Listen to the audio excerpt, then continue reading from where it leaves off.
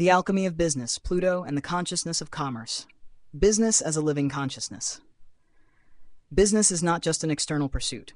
It is an entity with its own consciousness, evolving alongside those who engage with it. It is not a static machine, but a dynamic force, shaping and being shaped by its creator. Like a living being, it demands attention, energy, and vision. It has rhythms, cycles, and an organic nature that thrives on growth, reinvention, and destruction.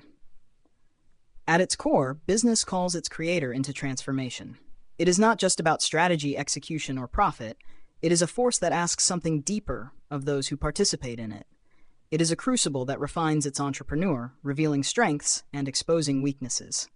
Just as Pluto governs destruction and rebirth, business dismantles old identities and compels its creator to step into a greater version of themselves. To launch and sustain a business is to enter into a relationship with something beyond oneself. It is a partnership with a force that has its own needs, its own momentum, and its own direction. It calls forth qualities that might otherwise remain dormant: resilience, adaptability, courage. It forces an evolution that is both personal and professional, mirroring Pluto's relentless demand for transformation. The call of business, entering the underworld. Starting a business is often romanticized as an act of creation, but it is equally an act of descent. It is a journey into the unknown, where certainty dissolves, where failures arise unbidden, and where every decision shapes both the business and the person behind it. Like the myths of Hades, where the seeker must traverse the underworld to gain wisdom, business is a path that strips away illusions and demands truth. This descent is not simply about financial risk. It is about identity. The entrepreneur must reckon with their own limitations, fears, and doubts. The business itself becomes a mirror, reflecting what is hidden in the subconscious. It shows where confidence falters, where control is clung to too tightly, where growth is being resisted. Pluto governs this process, breaking apart what is no longer useful. Old habits, unexamined beliefs, and rigid ideas must fall away for the business and its creator to thrive. Those who resist this change, who try to hold on to outdated models of self or strategy, find themselves in constant struggle. But those who surrender to the transformation, who let the business be the altar upon which the old self is burned away, emerge with something far more powerful than they ever expected. Business as the altar of experience. A business is not simply a means to an end. It is an initiatory experience. It demands sacrifices, not just in time and resources, but in mindset, ego, and attachment. What worked at the beginning will not work forever. What was once the foundation must eventually be left behind. The business requires constant evolution, mirroring Pluto's cycle of death and rebirth. In this sense, business is the ultimate altar, an offering to transformation itself. Those who enter into it are placing their identity, their comfort, and their known world on the line.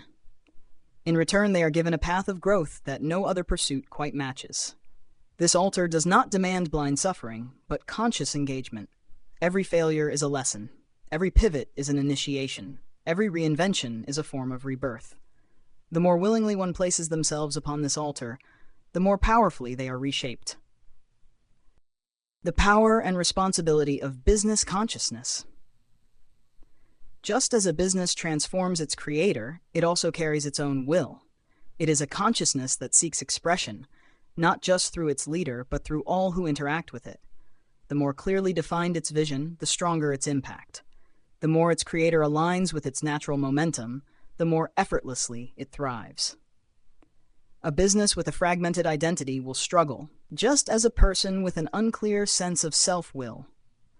A business that resists its own evolution will stagnate, just as a person who refuses growth will find themselves stuck. The key to success is not just in external strategies, but in internal alignment, recognizing what the business itself wants to become and allowing it to take shape. When business is approached as a conscious force rather than just a structure, it changes everything. It is no longer just about the entrepreneur's desires, but about the life the business itself wants to live. It becomes a relationship, a co-creation, a dialogue between human effort and something greater. Pluto's hand in business: destruction, power, and rebirth. Pluto governs power, but not the kind that can be seized. It is the power that is earned through transformation. In business, this manifests as the ability to navigate uncertainty, to withstand the collapse of old models, to rise from failure with greater clarity. Power in business is not just about control, but about surrender. The most successful entrepreneurs are not those who try to force reality into submission, but those who learn to read the currents, who sense when it is time to let go, who embrace the destruction of what no longer serves. Pluto's presence in business is not gentle. It does not allow stagnation. It does not tolerate half measures. It demands full participation, full commitment, and full willingness to be reshaped. But for those who step willingly into this crucible, the rewards are immense.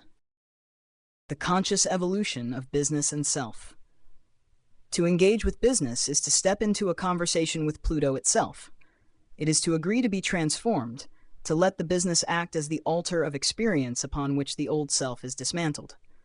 It is to accept that growth comes through destruction, that success comes through surrender, and that the journey will be as much about who one becomes as it is about what one builds. Business is not just commerce, it is consciousness. It is a force that calls its creator into greater alignment with their own power. It is a path of evolution that refuses to be ignored. The only question is whether one will resist it or embrace the transformation it offers.